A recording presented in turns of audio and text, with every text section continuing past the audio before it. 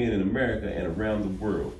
This revolution in style also linked various political movements, the hippie subculture, resistance to the Vietnam War, with hair left longer and shaggier. Barbers' services, while still needed during and after the 1960s, were called upon less through the coming decades. As standards of male grooming relaxed and the skills required to cut longer hair were more readily found with hairstylists, barbershop culture itself also became less attractive to younger generation of men, associated as it was with the conservatism of their parents' generation.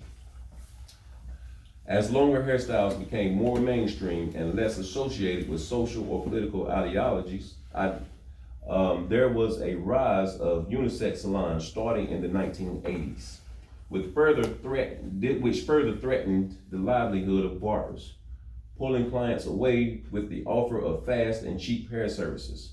On the other end of the spectrum, full-service salons and spas rocketed in popularity in the 1900s, drawing even more men away from barbershops. So diluted did the profession seem to have become around this time that some states chose to move away from barber-specific licenses in favor of general cosmetology licensing. I'm gonna stop right there for a second. I get a lot of customers in my barbershop that have went to Great Clips. You know, a lot of men go to these places. But however, Great Clips, they're not allowed to shave. They can't shave. Also, when it comes to fading and certain hairstyles, Great Clips can't offer that. How are you a barbershop? It's just a job. It's just a job, but Yes, they make $8 an hour. they get paid by the hour. Yeah, and so that's why the haircuts look like they do. It don't really matter to them. I think they're actually done like 14 to 15 minutes. Yeah, they have to take a test, and they're required to finish a head in a certain amount of time. Yes. $8 an hour. So it's like they need a rest. That's a part of haircut. Huh? It's like they need a rest to do. Yeah. I mean, yeah, for time. That's Yeah, a part of haircut. Yeah. 10 minutes. I mean, but like I said, and that's why, like I said, I get a lot of customers from that go to Great Clips and they come gotta go here to school and like I for said, that? especially with the fading, huh? They gotta go to school for Yeah, they it? still have to have a license. Yeah. Well, what? You get Yeah. Yeah. $8. And all that money go to That's a school. trash deal from the start. Yeah. Some people, You can do it in your house and do better than that. yeah. Some people, that's just what they want to do, I guess. Hey, obviously it's successful because there's a million Great Clips out here, But their services, I can't say it on camera, but yeah. Their services is trash. Their services are not better. That was said by a student, not by me. So don't sue me, Great Clips. No, I mean, it's one of the moments where, because of them, we keep having business because That's right. they'll screw That's it right. up and they come to a real barber or Yep. beautician to fix it. That's right, because they're not You trained. just thank them. That's right. They're not trained to do what we're trained to do. And also just to let you know, this is being recorded to be posted on social. So just to let you know, I mean, you all are not in the picture, just me in the picture, just to let everybody know. Yeah. And this is gonna be, hey, like I said, if you think Great Clips is trash, that's your opinion. That's not my opinion.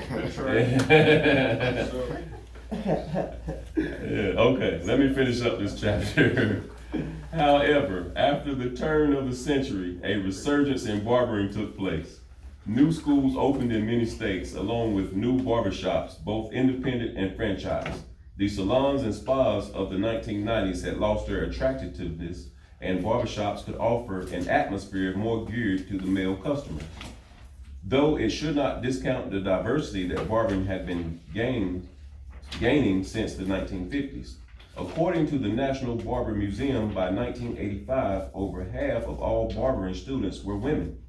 Even today, the number of female clients continues to climb, with some shops claiming as many as 30% of clients being women. I have a lot of female clients.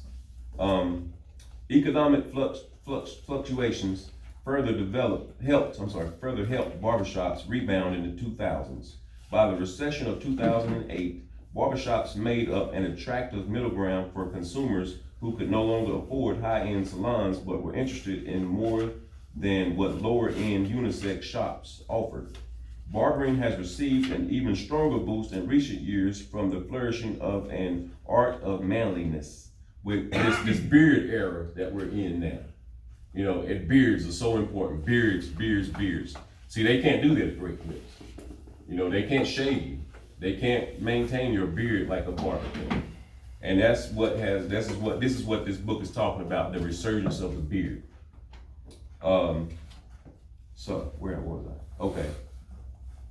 The grunge of the last decades has given way to a return of the dapper aesthetic, the clean lines and controlled styles of the 1940s and 1950s. This change has highlighted the importance of the barbershop in providing necessary upkeep. The year 2010 saw a massive return of beards and beard designs on young men, accompanied by a concern for facial grooming as part of a larger interest in cultivating personal style that includes hair, body, art, clothing, and more. Creative young barbers have joined their peers in the profession in increasing numbers, with new barbers up 10% in 2 years.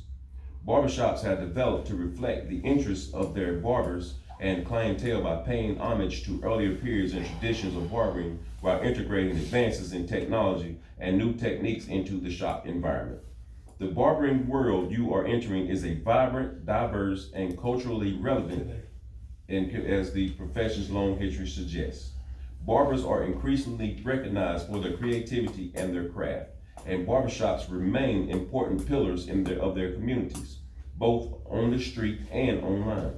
At the same time, while barbers today actively forge new traditions from old into the pursuit of style, it is important for them to remember their responsibilities to protect the health, safety, and welfare of the public, to maintain and enhance standards, to continue the quest for knowledge, and to advance this great and lasting industry. Now, that concludes chapter 1.